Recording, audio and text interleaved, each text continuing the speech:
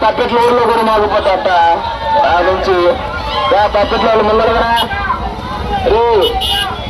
మన కుర్రాళ్ళు జాగ్రత్తగా ఉన్నారా? జాగ్రత్త ట్రాఫిక్ జామ్ అవుతుంది. ట్రాఫిక్ జామ్లు ఏమి కాలు